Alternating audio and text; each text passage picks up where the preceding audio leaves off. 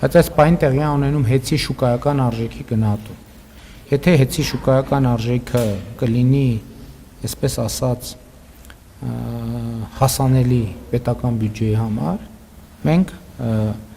դա լիարժեք ամբողջությամբ կպետականացնենք, կազգայնացնենք եւ կհանձնենք հավատարմագրված կառավարման միջազգային բարձր պրոֆեսիոնալ ընկերության կամ ընկերությունների խմբի։ Այսինքն հիմա շուկայական գնահատման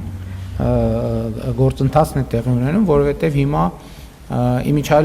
հիմա նաև որոշ կարծիքներ են հնչում, բայց շատ նախնական, որովհետև կարող է պարզվի, որ հեծի ֆինանսական վիճակը այնքան վատ է, որ իր շուկայական արժեքը շատ ցածր է եւ կարելի է ուղղակի կառավարության որոշմամբ ինչ որ մի գումար հատկացնել եւ դա դարձնել չեմ կարող ասել, քանի դեռ թղթի վրա չկա այդ գումարը, խոսակցություններ կան, բայց ես հիմա որևէ բան չեմ ասի եւ այս առումով կարծում եմ, որ մենք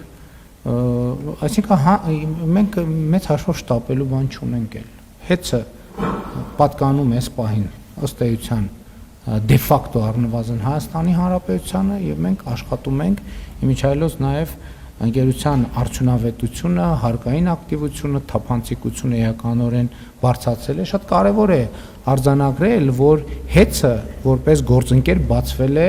Հայաստանի տասնյակ, եթե ոչ հարյուրավոր ընկերությունների առաջ, որովհետև նախկինում հեծի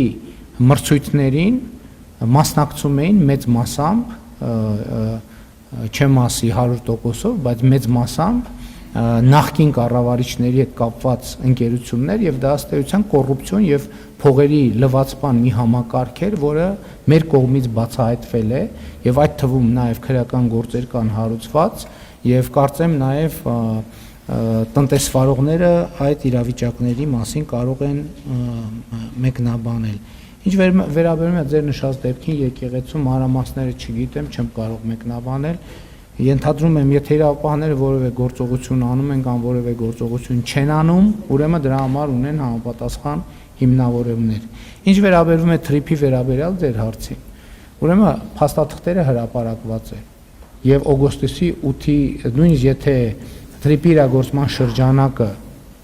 հրապարակված, ստորագրված, ընդունված եւ հրապարակված չլիներ, բայց հրապարակված է, բարձ կլիներ, որ Հայաստանի Հանրապետության ինքնիշխան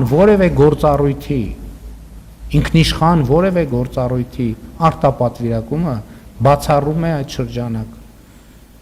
Այսօր է, որ Հայաստանի Հանրապետության պետական սահմանը չի գտնվում Հայաստանի Հանրապետության լիարժեք տիրապետության ներքո, բայց մենք նաև համաձայն մեր գործող պայմանագրերի նաև քայլեր ենք անում եւ միջնաժամկետում ենթադրվում է, որ Հայաստանի սահմանները, ինչպես անցակետերը կլինեն Հայաստանի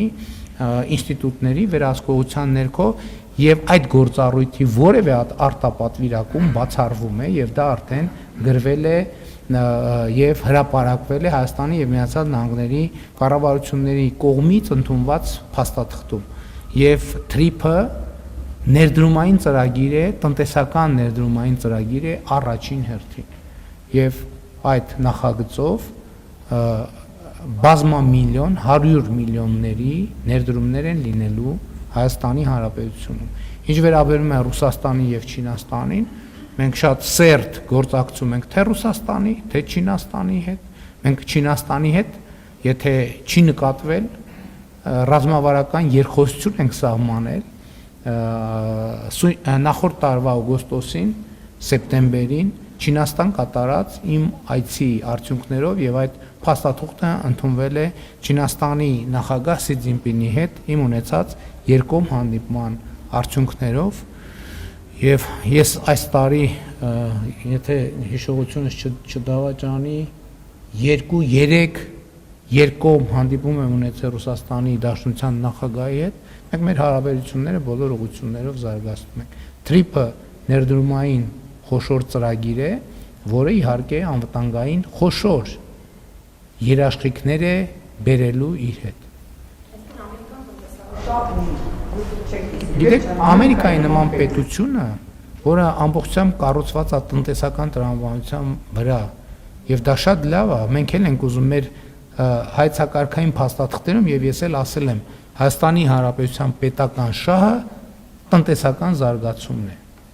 Ոնց կարա Միացյալ Նահանգները տնտեսական շահ չունենա։ Դուք չեք հետևում քաղաքականություններին նախագահ Տրամպի։ Բոլոր իր որոշումները ունեն տնտեսական հիմնավորում, որովհետև Միացյալ Նահանգների տնտեսական զարգացումը, բարեկեցությունը եւ սրա համար անհրաժեշտ իհարկե նաեւ անվտանգությունը առաջնահերթություն են նախագահ Տրամպի համար, ինչպես բոլոր երկրների ղեկավարների համար։ Համենայն դեպս նրանք, ովքեր առաջնորդվում են սեփական երկրի շահերով։